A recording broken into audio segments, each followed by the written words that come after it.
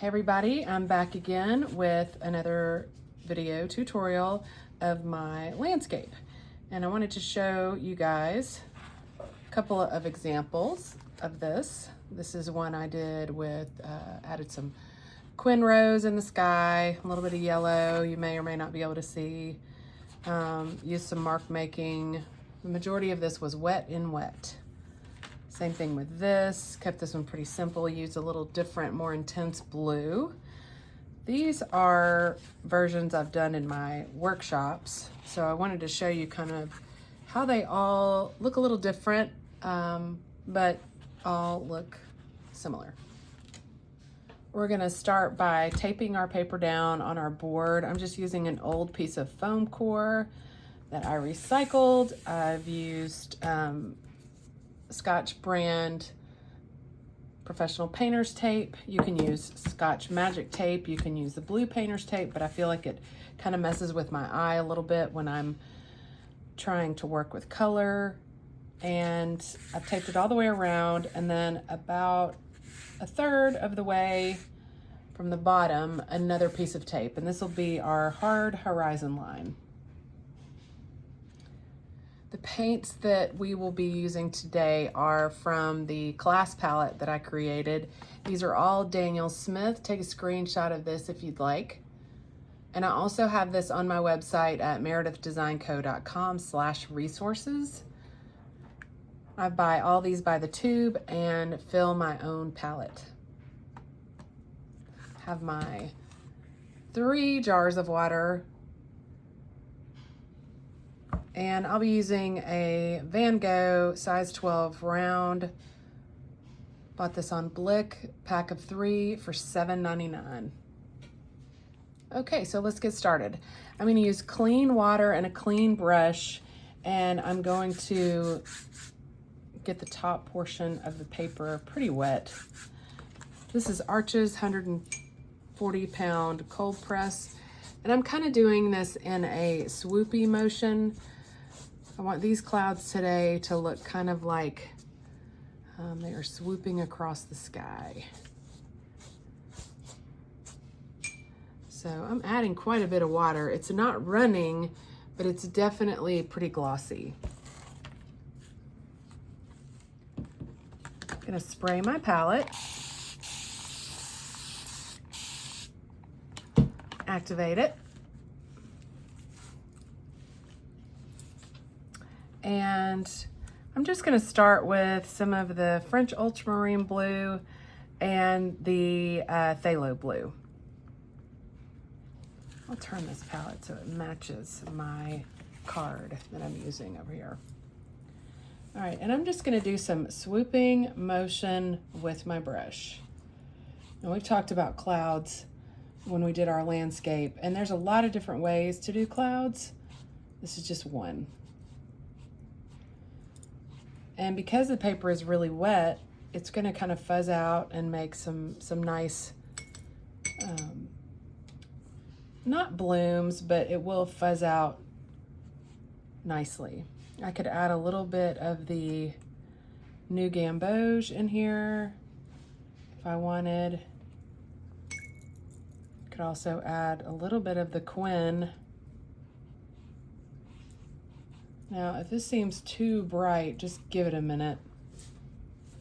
And watercolor is always going to dry back lighter. If I don't like what's going on, I can blot it up a little bit with paper towel. So if I don't want things to kind of turn purple in here, I can just swipe across with my paper towel, just like I was doing the brush strokes. I don't want green in my sky. And I can also come back and spray it and see what happens. Get that softened up a little bit. And then I'm gonna leave it alone. Wait, before I leave it alone, I'm gonna add just a little bit more dark up in here. Because the sky is gonna be a little darker at the top than it is at the bottom. And I don't want it to be totally white at my tree line. So I may bring in a little bit of this rosy color, which is the Quin Rose and the new Gamboge. I really want it to be more kind of peach. So I'm going to try and get those colors mixing in there.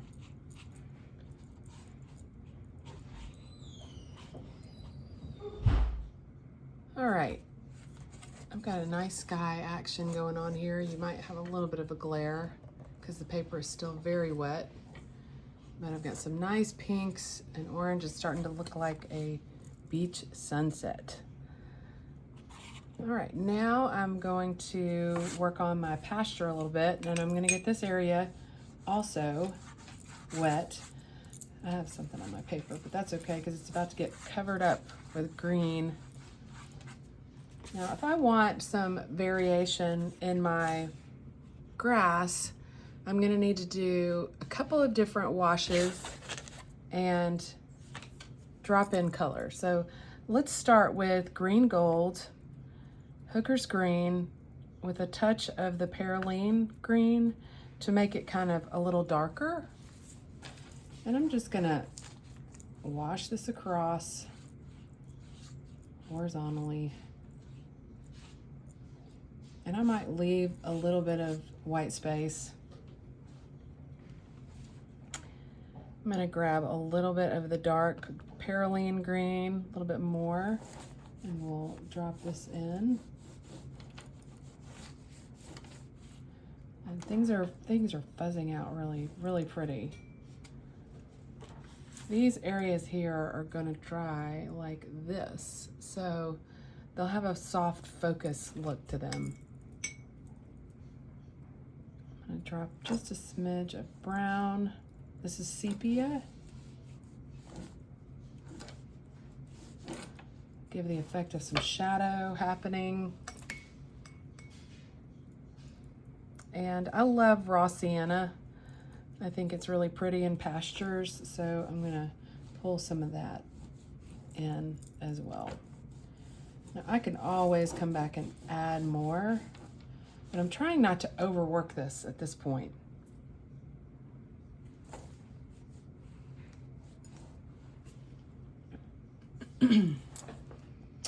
So I've got a couple of options at this point.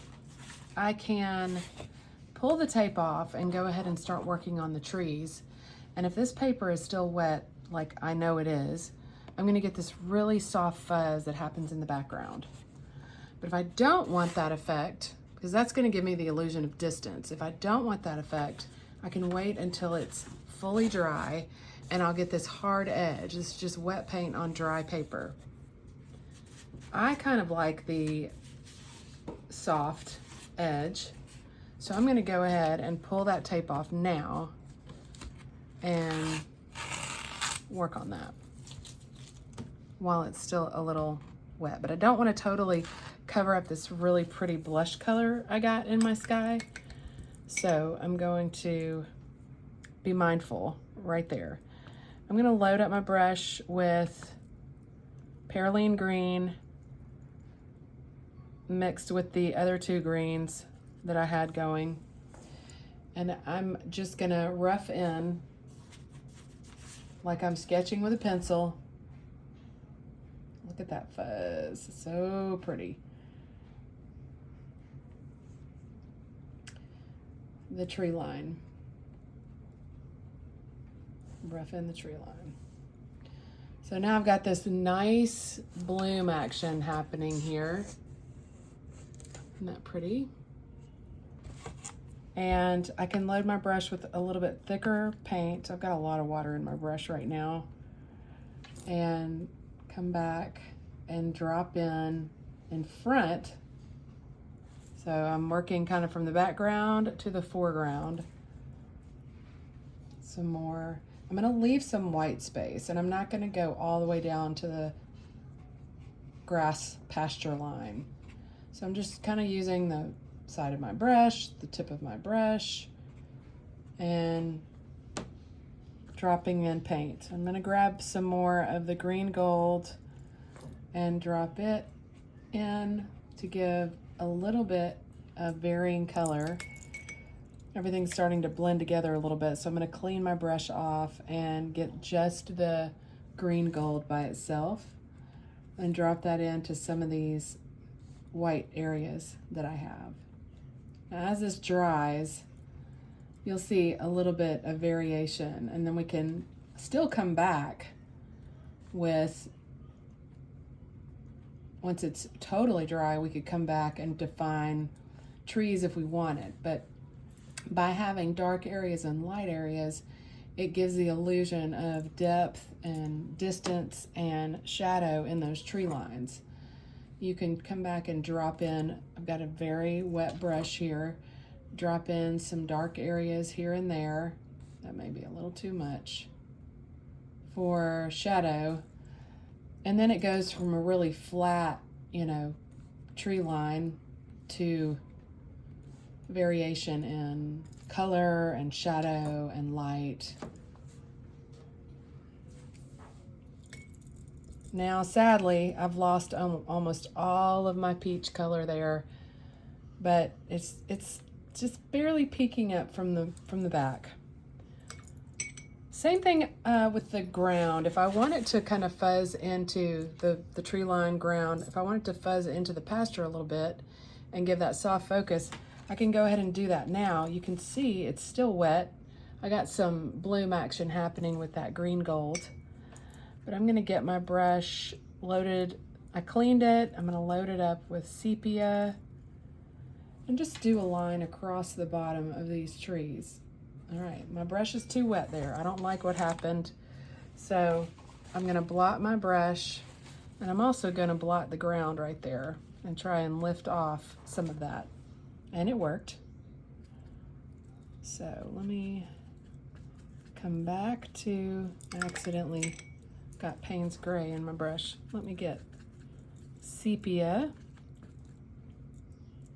I don't want my brush to be too wet here because I don't want what just happened to happen again. So it's not really a dry brush, but it's almost. And I'm going over some dry paper, so it might give me a dry brush texture. I'm going to kind of fill that in though. So I'm using the tip of my brush and filling in what could be tree trunks, what could be ground. Remember, this is your painting, so you can make this whatever you want it to be.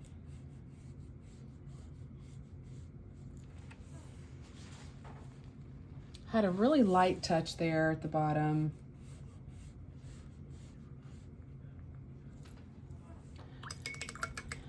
Now, since I lifted off some of my pasture, I can come back in, and this is a little bit brighter than I want. But this pasture area is dry enough now that I can come back and make it a little more intense. Now the pasture, technically, if you're standing at a pasture and you're looking to the distance, the grass is going to be darker, more defined where you are. And it's going to get softer as you go into the distance.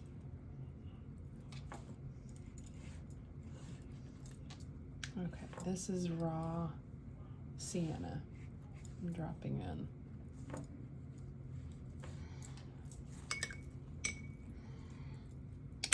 That is the basis of your landscape. And as it dries, it's going to change a little bit. So say you wanted to do some mark making. At this point, you can use a piece of cut up credit card or a piece of, this is mat board that I just cut up. And you could make some marks here and there. And you could come back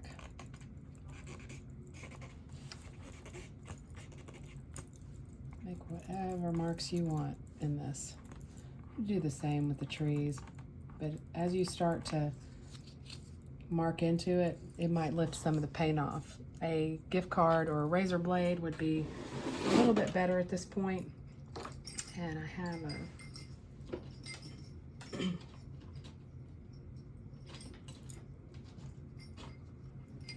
straight razor right here. So this is, see, very fine line.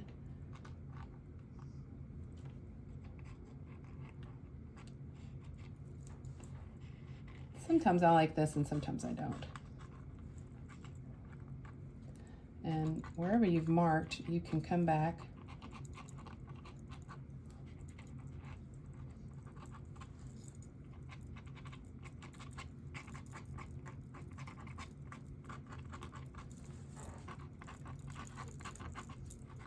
with another paint color.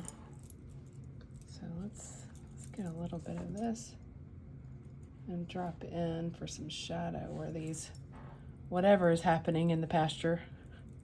Is it tumbleweed? Is it weeds? Is it little branches? Is it fallen tree limbs? It's really whatever you want it to be. So again, not my favorite technique. Sometimes I love it and sometimes I don't. But there is a very easy and quick landscape tutorial. Hope you guys enjoyed it. Now let's see what it looks like with the tape off. I gave it about 20 minutes to dry. Pull away from your painting. Oops, slowly. It's really best to clean your tape off first, like I didn't.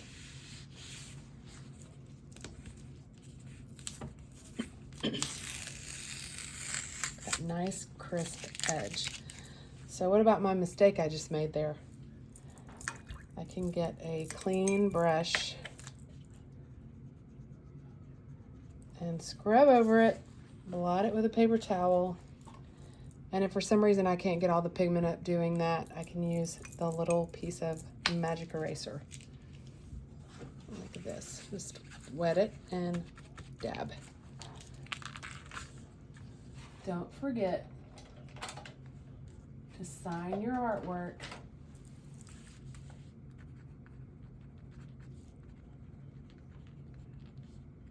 And I like to date it just so I know.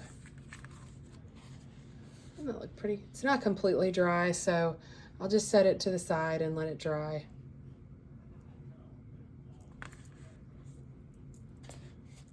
All right, so here it is dry, and it's a little lighter than it was before, but I hope you guys will try this really easy tutorial and share what you did on our Facebook group.